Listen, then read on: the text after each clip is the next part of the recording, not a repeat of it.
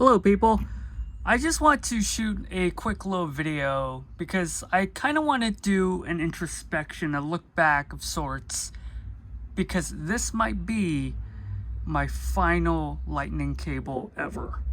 And I'll tell you why in just a second, but before I tell you exactly why, here is my old lightning cable. You can see here, it's also made by Belkin. You can see the logo right here. It held up better than the other lightning cables I have used.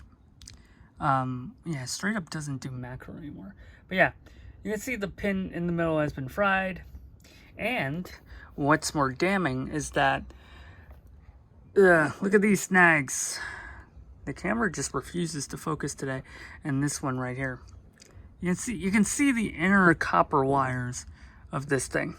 And considering that this thing is hooked up 24/7 since 2015, by the way, to this thingamajig on the wall right here, which will probably kill me in about 5 days' time, this thing actually gave me electric shocks. Now, I can't blame Belkin. It's not Belkin's problem. I'm clearly using a cable that's not fit for charging, as you can see with the snags here. But I'm just too busy. I'm too lazy to retrieve this cable, apparently. I'm too lazy to buy a new one. So after a couple months of bearing this, I decided to finally bite the bullet and buy a new cable. This is a 3 meter long, 10-foot long cable. Replacing, I think this is like a 6 feet long cable. Anyway, so yeah. You might be thinking, well, why is it the last one then? You just buy a new cable, you know? A lot of your devices are still on lightning. Well, let me explain to you why. First of all, I need to push this out, which is very, very fun. Yep, packaging. There we go. I got it out. As you can see, this is like a behemoth. It will probably connect the planet Uranus to where I'm living right now, because it's so freaking long and has this little leather buckle thing that I don't think you can take off. Nope, it's looped permanently on one of the cables. But the reason why I'm saying that this might be my final lightning cable is that I'm not moving on from Apple. Probably never will because of the freaking ecosystem. But the iPad is USB-C. The MacBook is USB-C.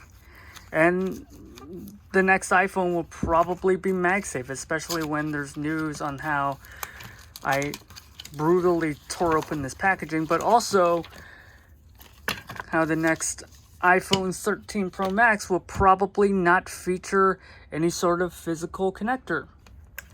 So these things are at a premium, right? Just the lightning cable, which I kind of like. It's a small connector. It goes in both ways, and yeah, it's a little matte finish. Look at that. It is a matte finish. But look at the design. Look at this. This is not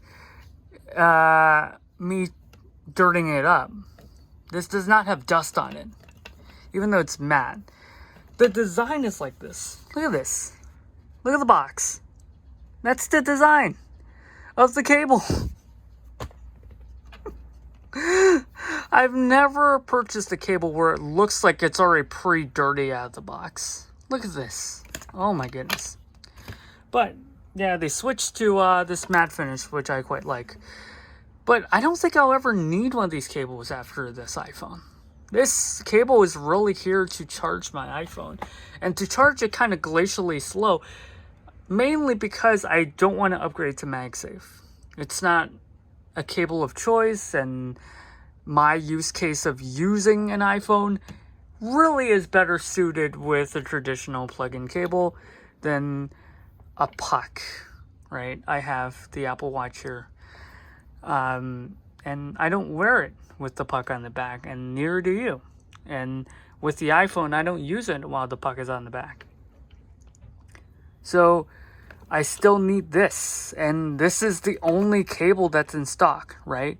This probably tells you a couple things if this is the only cable that's in stock, and it's clearly from the year 2018, because you can see it's still made for iPhone XS and iPhone XS Max. So this is definitely a 2018, 2019 product. In fact, what year is this? It's still $30. Yeah, it doesn't say. But my point is, it's such an old cable and it's such an old concept that there isn't much else to go. I think it's pretty ominous for Apple and for everyone. It's like, oh yeah, we're probably phasing this out pretty soon. And yeah, I only really have one device to use this with. I don't really have other Lightning devices that really need a dedicated Lightning cable. It's no longer 2017 where I have an iPod Touch, an iPad Pro, and iPhone all using Lightning cables. I really just have the one device currently. I don't have a lot of Lightning accessories, and whatever other accessories I have, it uses USB-C or micro USB still in 2021.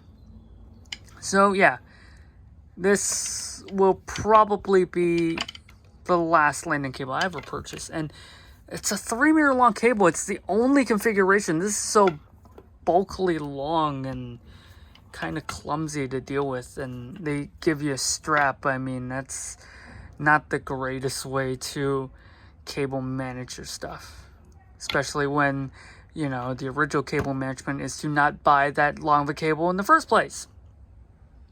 But whatever. I mean, the Lightning cable's time is coming on, and I will miss it because I genuinely like how small and compact this is. But it's just, it's sad. It's a reminder of the past and the kind of optimism that we had that maybe Tim Cook is a great CEO. I guess what I'm saying is, yeah, it's an end of an era. And it didn't hit me until I had to go out and buy this cable, knowing how different my 2015 setup compared to my 2021 setup is. And yeah, it's a sad memory. Look at that. Even